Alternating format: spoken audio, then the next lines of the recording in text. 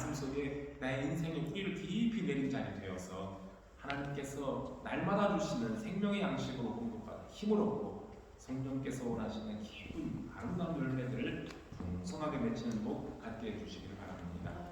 오늘도 이렇게 저희들이 서로를 축복하며 모였습니다. 몸이 불편한 우리 가족들이 있습니다. 찾아주시고 불쌍히 해주시고 새롭게 해주시기를 원합니다. 여행 중에 있는 가족들 동자와 같이 보호해 주시기를 원합니다. 곧 돌아와서 이제 가족들이 합류할 친구들도 있습니다.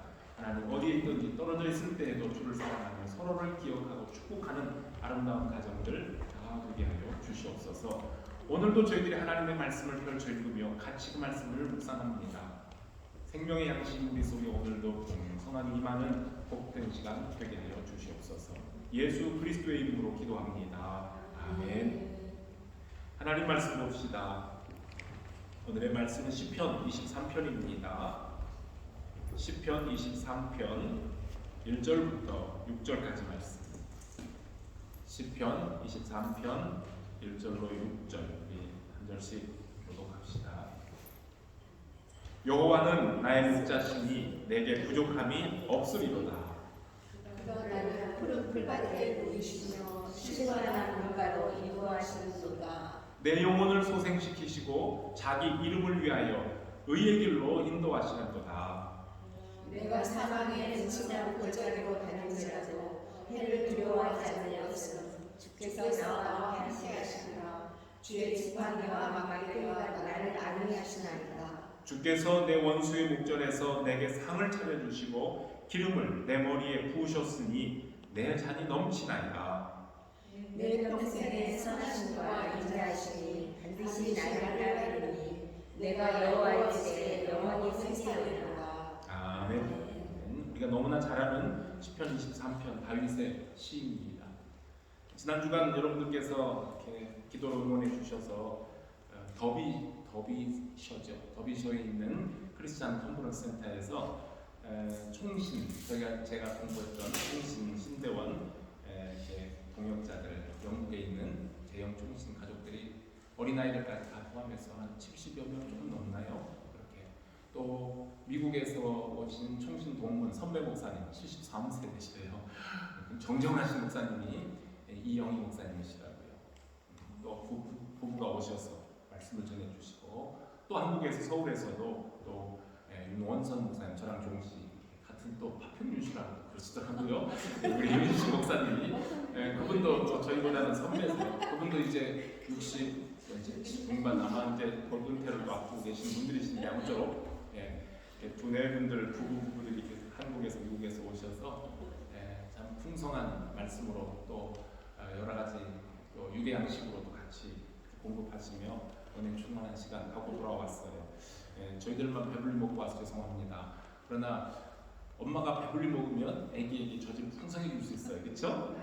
그래서 목사가 가서 풍성하게 양식을 먹고 오면 우리 성도들에게 다 쏟아집니다. 또 그런 은혜가 있어요. 그래서 여러분들 우리 성도들 한 주간 동안 은혜 속에 잘 지내셨는 줄로 믿고요. 또 선선한 또 여름이 다시 돌아왔는데 영국의 여름이 돌아왔는데 좋은 시절에 하나님의 말씀 속에서 여러분 영혼이 잘 되는 복된 삶을 살아갈 수 있기를 바랍니다.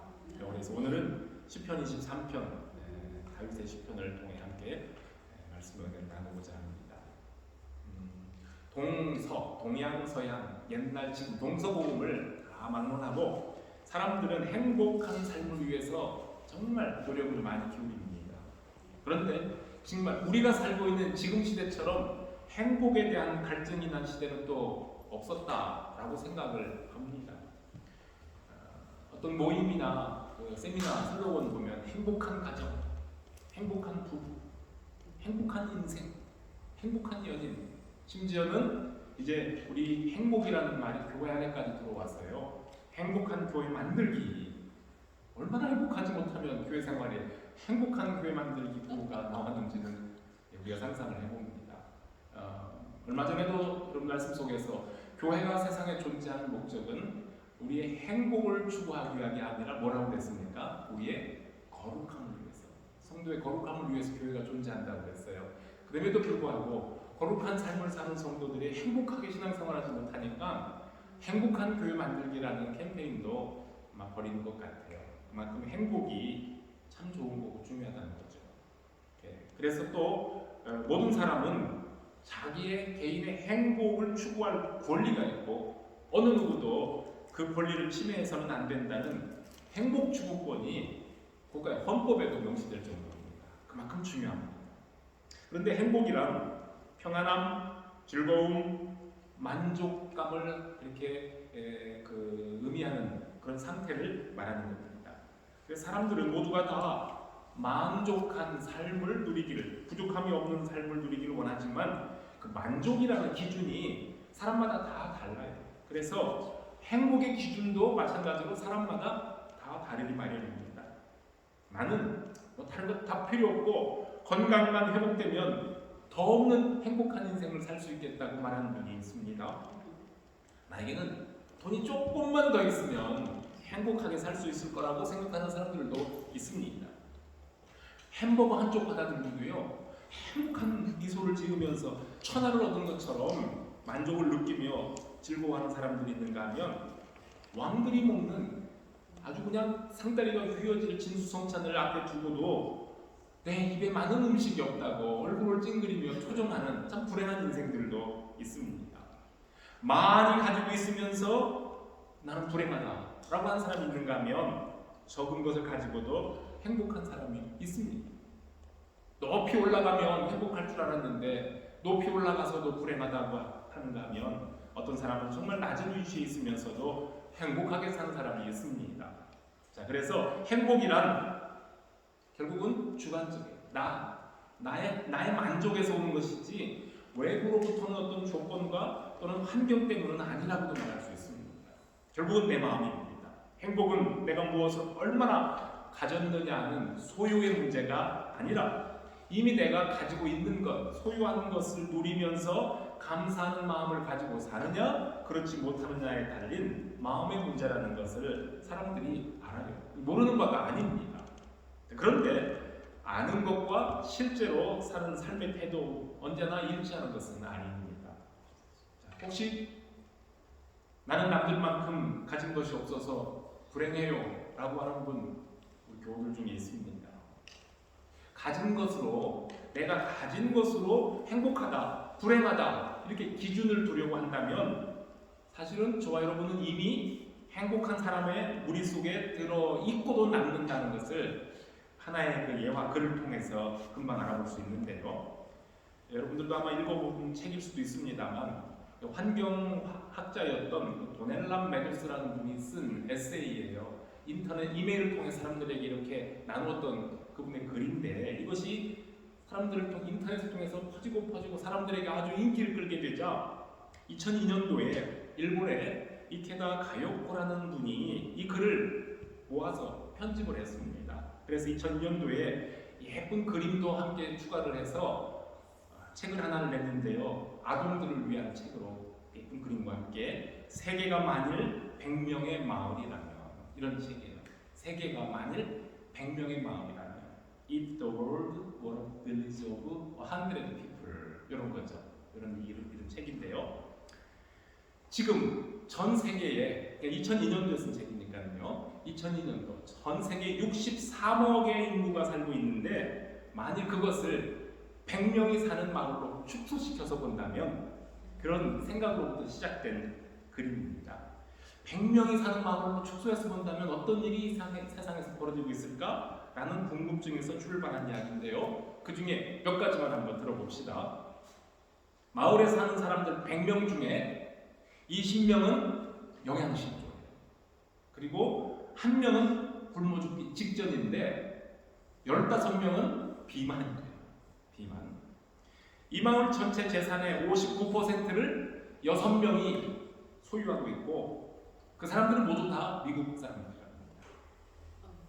100명 중에 74명이 전체의 39%를 나눠 가졌고 나머지 20명이 겨우 전체의 2%만 나눠 가지고 있답니다. 이 마을에 쓰고 있는 모든 에너지 중에 20명이 전체 80%를 사용하고 있고 80명이 나머지 20%를 나누어 쓰고 있습니다. 그리고 75명은 먹을 양식을 비축해 놓았고 비와 이슬을 피할 집이 있지만 나머지 25명은 집이 없습니다.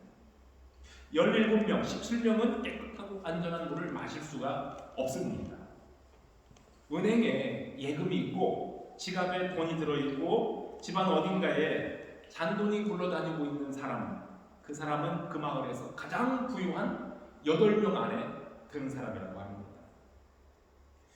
이건 벌써 20년이 지난 얘기니까 조금 달라질 수 있겠지만요, 자가용 소유한 사람은 100명 중 7명 안에 드는 사람입니다. 마을 사람들 중 1명은 대학 교육을 받았고 2명은 컴퓨터를 가지고 있습니다. 그러나 14명은 글도 읽지 못합니다. 만일 내가 어떤 괴롭힘이나 체포나 고문이나 죽음을 두려워하지 않고 자신의 신령과 양심에 따라 움직이고 자유롭게 말할 수 있다면 그렇지 못한 48명보다 복을 받은 사람들입니다. 만일 내가 공습이나 폭격, 지뢰로 인해 다치거나 죽고 무장단체들의 또는 공격이나 강간이나 납치를 두려워하지 않고 산다면 그렇지 않은 20명보다 복받은 사람입니다. 자, 이렇게 몇 가지를 나열을 했어요.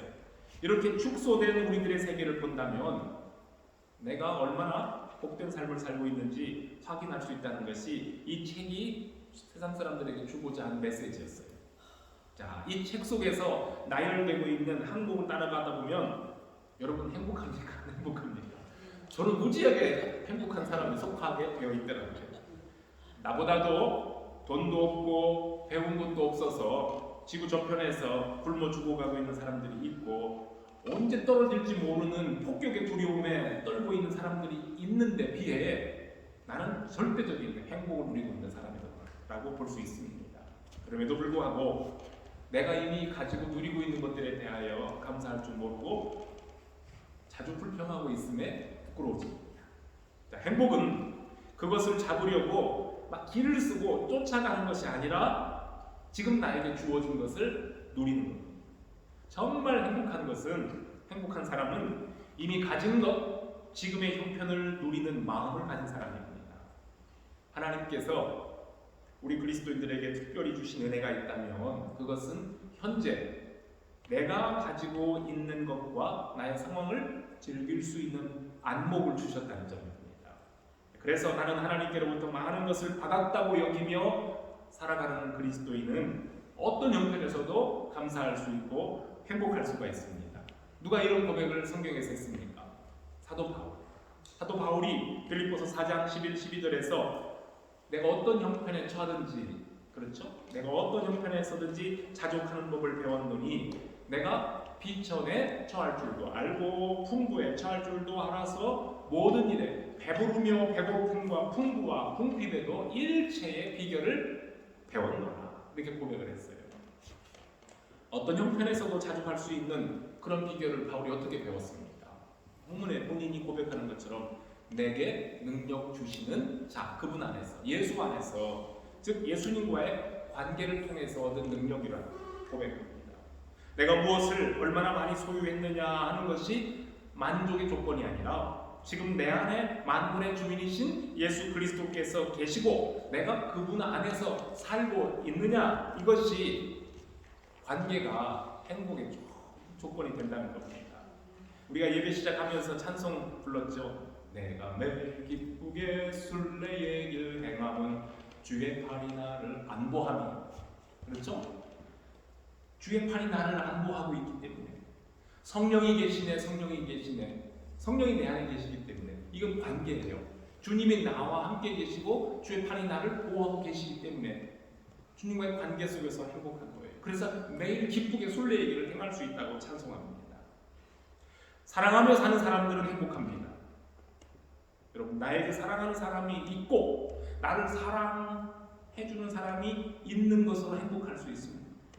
사랑하는 사람이 많으면 많을수록 우리의 행복은 더 크다고도 말할 수 있습니다. 그리고 나 때문에 행복해하는 이웃을 바라보는 그것도 나의 행복이 됩니다. 그래서 행복은 내가 남보다 더 많이 가졌다는 소유에 있지 않고 어디에 있다고요? 관계에 있다. 예수를 제대로 믿는 사람의, 제대로라고 그랬어요. 예수를 바로 믿는 사람들의 행복 지수가 높을 수밖에 없는 것이 바로 여기에 있습니다. 예수님이 우리를 사랑하고 우리도 예수님을 사랑하며 살기 때문입니다. 정말로 우리가 예수님을 사랑하고 주님께서 나를 사랑하신다는 것을 느끼는 우리들은 더없는 행복한 사람이 될 수 있습니다. 예수님 때문에 행복하고, 예수님 때문에 가슴이 설레고, 예수님 때문에 막 삶에 의욕이 생기고, 예수님 때문에 내가 살만난다 라고 하는 것, 그게 행복 아니겠습니까? 사도 바울이 예수님과 이런 관계 속에서 참 만족을 누리는 행복을 고백한 것처럼, 오늘 우리가 같이 읽었던 본문 시편 23편을 지은 다윗은 뭐라고 고백했어요? 여호와는 나의 목자시니. 자기는 양이고 우리 예수 그리스도 하나님은 목자라는 관계 속에서 내게 부족함이 없으리로다 라고 노래했어요. 다윗은 왕이었어요. 왕이니까 얼마나 가진 것 많고 누릴 것 많겠습니까? 왕이기 때문에 모든 생활에 불편함이 없고 형편이 좋아서 행복했다고 말하는 것이 아닙니다. 다윗이 부족함 없이 행복할 수 있었던 것은 여호와가 나의 목자가 되어주셨기 때문이었습니다. 우리가 성경에서 읽어보는 대로 다윗의 일생을 보면 정말 다윗은 어떻게 보면 행복한 사람이라고 보기 어려워요. 그는 평생 군인으로서 피 흘리는 전쟁터에서 시간을 많이 보낸 사람입니다. 전쟁하는 게 피 흘리는 게 뭐가 그렇게 행복합니까? 그의 가정을 한번 들여다볼까요? 아들들 문제 때문에, 딸 때문에, 자식들 때문에 얼마나 눈물을 흘리는지 몰라요. 고통스러운 자식들의 왕자의 난이 일어나고요. 말년에는 아들이 들고 일어나서 아버지를 내쫓고 후궁들을 빼앗아가는 엄청난 반역이 일어났습니다. 여러분, 이러한 가정이었어요. 이렇게 험난한 인생을 산 다윗을 보면서 왕으로 그렇게 사는 것보다는 차라리 보통 사람으로 사는 게 더 행복하겠다라는 생각이 듭니다. 여러분, 이스라엘 지역을 여행해 보면요, 양들을 볼 수 있는데요, 우리가 영국 땅에서 그냥 나가면은 푸른 초장이고 양들이 편안하게 풀을 뜯어먹는 그런 것처럼 양들을 편안하게 볼 수 있는 것이 아니에요. 시편 23편에 다윗이 이런 시를 노래한 거 보면 이스라엘 가는 곳마다 막 영국처럼 평야가 풀밭이 이렇게 늘어져 있는 것처럼 보이지만은요, 아니에요. 그게 아니고요. 주로 광야지대가 많은데, 척박한 땅이 많은데 어느 지역 가면은 참 푸른 초장, 비옥한 땅이 드문 있어요. 그렇기 때문에 팔레스틴 땅은 거기는 목자가 꼭 필요한 곳이에요. 영국은 어떻습니까, 여러분? 목자가 양 끌고 다니는 거 보셨어요? 방목이죠. 그냥 풀어놓지요. 풀어놓으면은 아침에도 가면 뜯어먹고, 낮에도 가면 뜯어먹고, 밤에도 먹고 있어요. 목자 없이도 편안하게 양들이 풀을 뜯어먹을 수 있는 곳이 영국인데요. 팔레스틴 땅은 그렇지 않아요. 거기는 계곡도 있고요. 거기는 무서운 짐승들이 있습니다. 풀이 없는 곳이 너무 많아요. 물이 없는 곳이 너무 많아요. 목자가 앞장서서 양들을 이끌어가 그 푸른 풀밭 쉴만한 물가로 인도해주지 않으면 양들 혼자 살 수가 없는 곳이 팔레스틴 땅입니다. 다윗이 고백한 것처럼 우리가 살아가는 인생의 길에도 사망의 음침한 골짜기가 나옵니다. 돈이 많이 있으면 사망이나 위험이 없고, 성공해서 높은 자리에 오르면 나에게 위험이 없으리라 기대하지만 절대 그렇지 않지 않습니까? 성공하여 높은 자리에 올라가면 올라갈수록 그 자리를 위협하는 맹수들이 더 많이 달라집니다. 돈이나 주의가 내 가정과 내 건강과 내 자녀와 내 생명, 내 앞날을 완벽하게 보장해 줄 수 없습니다. 막대기와 지팡이를 들고 앞서가시는 그분의 인도를 받아야만 됩니다. 나를 지켜주시는 목자의 인도를 받는 사람들만 푸른 풀밭과 쉴만한 물가로 인도함을 받고 세상 끝날까지 안전함을 누릴 줄로 믿습니다. 우리가 걷는 인생의 길이 그렇게 녹록하지는 않지만, 그리고 힘들지만 그 거칠고 험한 길을 사랑하는 사람과 함께 걷는 사람은 그래도 행복합니다. 나보다 앞서 길을 인도하시는 목자의 음성과 안내를 받으며 걷는 사람은 행복한 사람입니다. 그래서 우리의 참 행복은 목자와 함께 있을 때에 있습니다. 목자의 음성을 들으며 목자를 사랑하며 목자와 함께 가는 양들은 앞날을 두려워할 필요가 없습니다. 그분의 인도하심을 따라 우리의 걸음을 맡겨드리면 그 목자는 우리를 준비된 푸른 초장과 쉴만한 물가로 인도해 주시기 때문입니다. 그렇다면 행복하지 못한 사람들은 왜 그럴까요?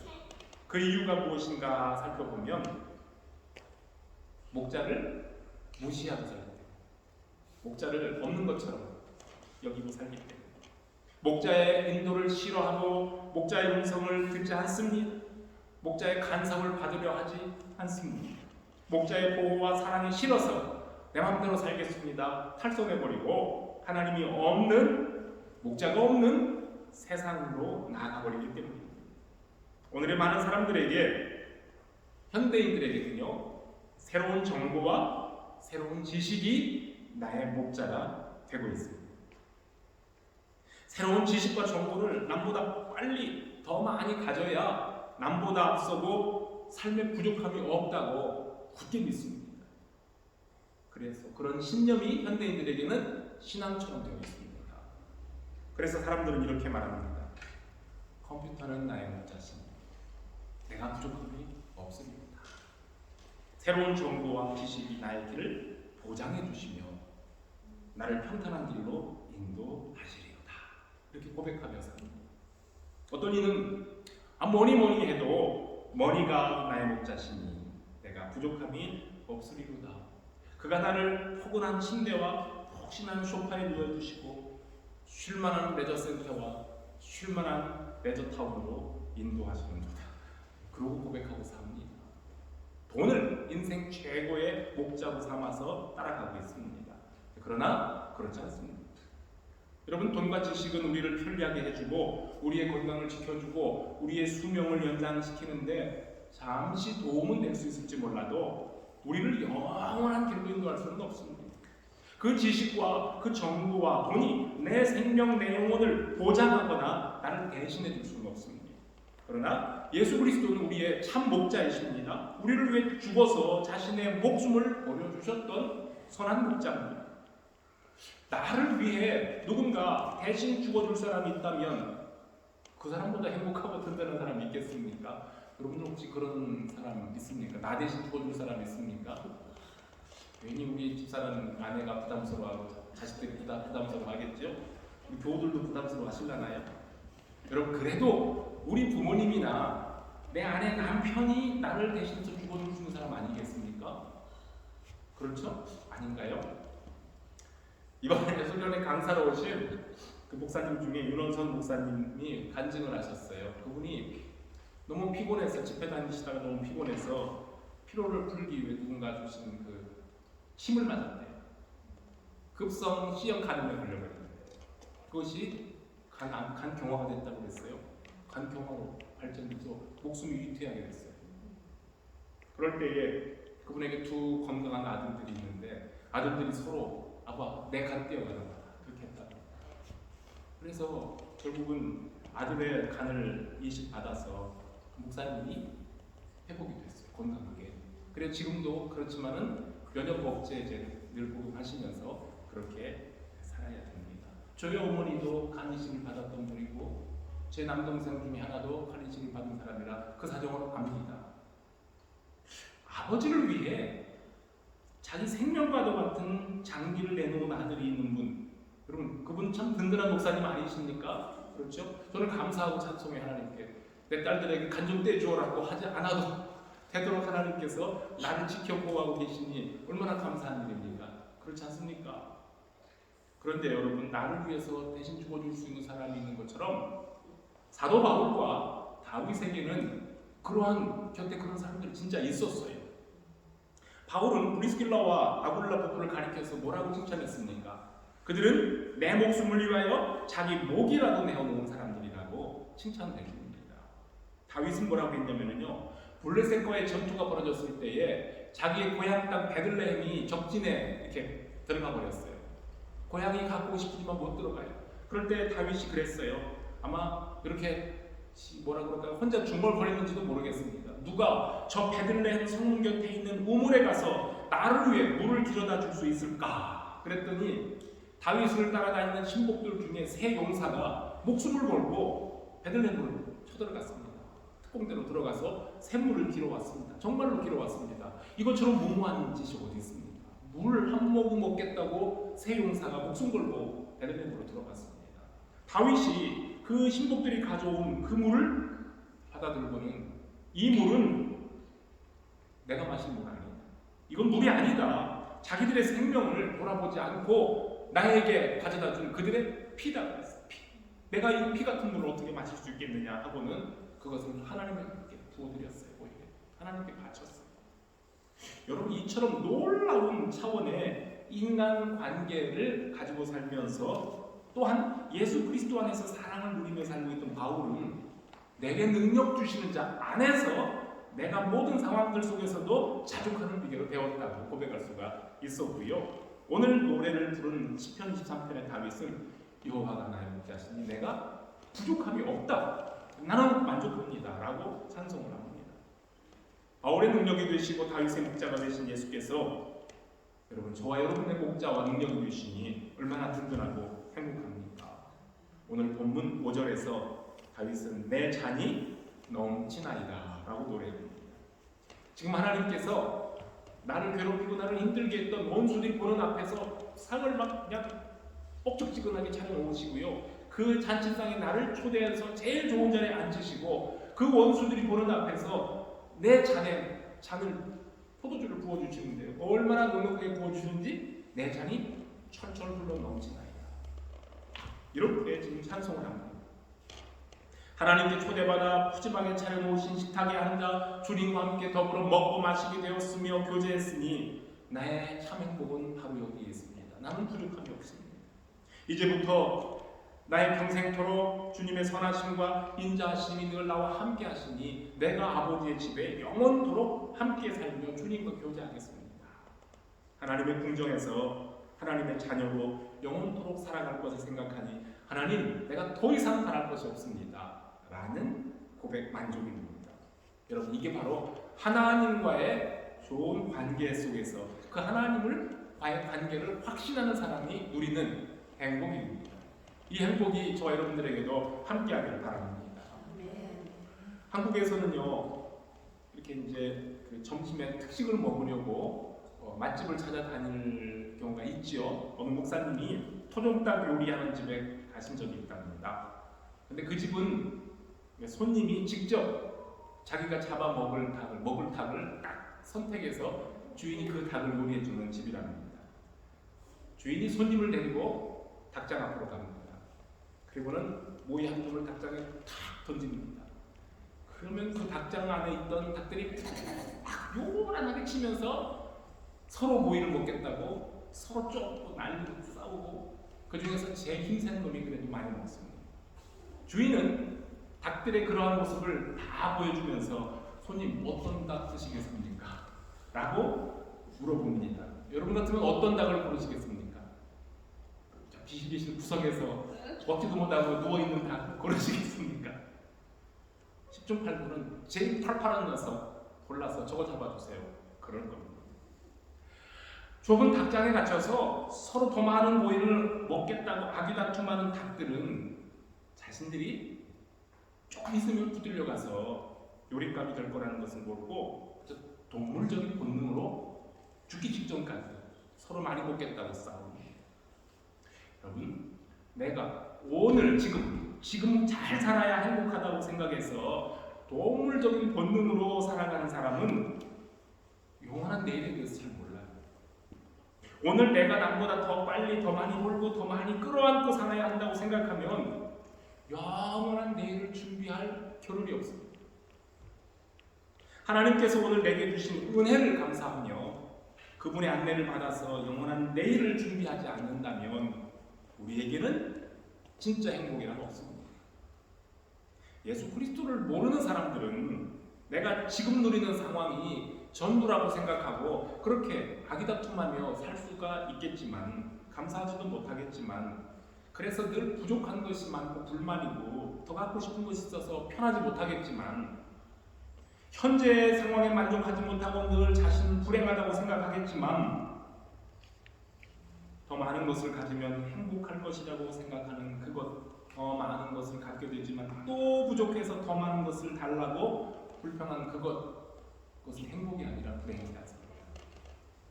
그리스도인이지만 하나님께서 내게 행복을 이미 선물로 주셨다는 것을 깨닫지 못하고 사는 신앙인이라면 그는 불신자가 다름이 없습니다.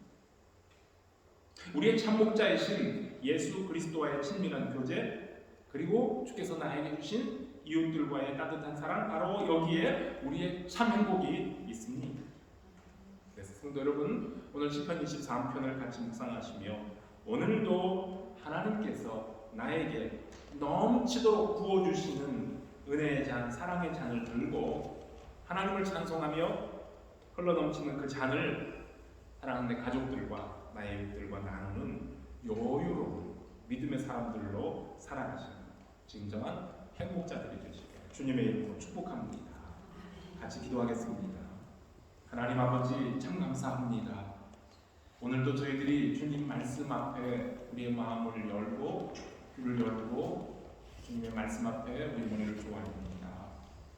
여호와는 나의 목자시니 내가 부족함이 없다 고백했던 다윗의 고백이 곧 우리들의 고백이 되게 하시고, 하나님과의 바른 관계 속에서 목자 되신 하나님께 나의 모든 것을, 나의 일생, 나의 가는 길을 맡기고 따라갈 때에 그곳에 푸른 초장이 있고 쉴만한 물가가 있음을 알고 영원한 안식처가 있음을 알고 주님을 감사 찬송합니다.